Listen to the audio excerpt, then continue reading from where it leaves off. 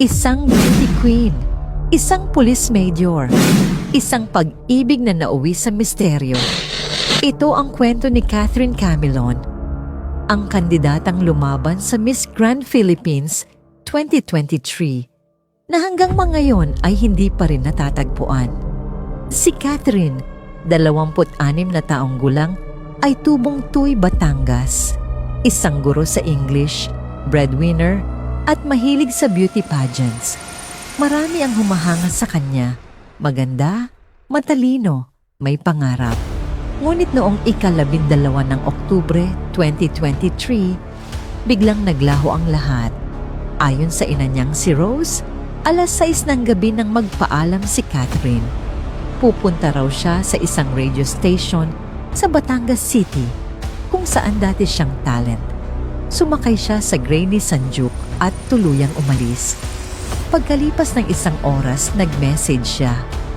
"Ma, nasa Centro Mall na ako, Lemery." Makalipas pa, alas 8:30, tumawag siya mula sa gasolinahan sa Bawan. Sabi niya, "Hinihintay ko lang po ang katrabaho ko." Iyon, ang huling beses na marinig siya ng kanyang ina. Kinabukasan, hindi na siya nakauwi. Hindi na rin makontak ang cellphone niya. Mula noon, nagsimula ang paghahanap. 2 araw ang lumipas, nag-post si Rose sa social media. "Anak, nasaan ka na? Uwi ka na, mahal ka namin." Nag-viral ang post. Sumabog sa social media ang panawagan ng pamilya. Sumali na rin sa paghahanap ang mga kaibigan, kababayan at media. Sa tulong ng PNP at CIDG Calabarzon, sinimula ng backtracking. Sa CCTV ng Centro Mall, nakita si Catherine, mag-isang naglalakad. Ngunit hindi siya dumating sa radio station na sinasabing pupuntahan niya. Pati gasolinahan, walang CCTV, walang saksi. Mas lalong naging misteryoso nang matuklasang ang kotse ni Catherine ay hindi nakapangalan sa kanya. Iba ang may-ari, taga Binangonan, Rizal. Pagkalipas ng ilang araw, may lumitaw na person of interest, isang police major na si Alan De Castro, dating kasintahan umano ng beauty queen. Ika-10 Nobyembre 2023, 2 testigo ang lumapit sa CIDG. Ayon sa kanila, nakita nila ang 3 lalaki na naglilipat ng dugo ang babae mula sa isang gray SUV papunta sa pulang SUV. Natagpuan ng mga investigador ang nasabing pulang CRV sa Batangas City. Walang plaka, tinamper ang engine at chassis number. Sa loob, may mga hibla ng buhok at bakas ng dugo. Ayon sa DNA test, tugma sa pamilya ni Catherine.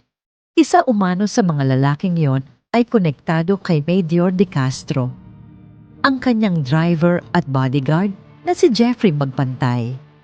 Dahil sa mga ebidensyang yon, sinampahan ng kaso ng CIDG, sina Major De Castro at Magpantay ng kidnapping at serious illegal detention. Ngunit itinanggi ni De Castro ang lahat. Sinabi niyang wala siyang kinalaman sa pagkawala ni Catherine. Bagaman inamin niyang nagkaroon sila ng relasyon.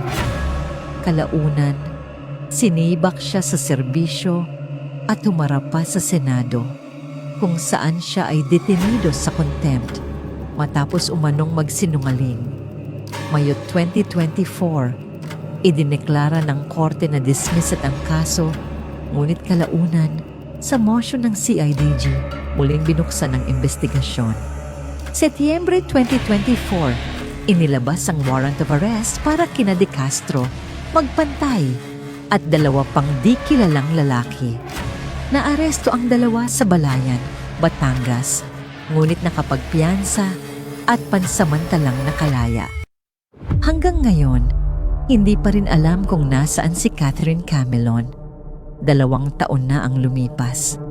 Sabi ni Rose, ang ina, "Ganun pa rin ho. Araw-araw ko pa rin siyang hinihintay." Ang ngiti ng kanyang anak, ngayon ay larawan na lamang sa altar. Isang alaala, na patuloy niyang pinaglalaban. Ang pagkawalan ni Catherine Camilon ay higit pa sa kwento ng isang beauty queen. Ito'y salamin ng kawalan ng hustisya at ng mga pamilyang patuloy na umaasa sa sagot na di pa dumarating. Nasaan na si Catherine? Sino ang tunay na may kasalanan? At kailan magwawakas ang kanyang katahimikan?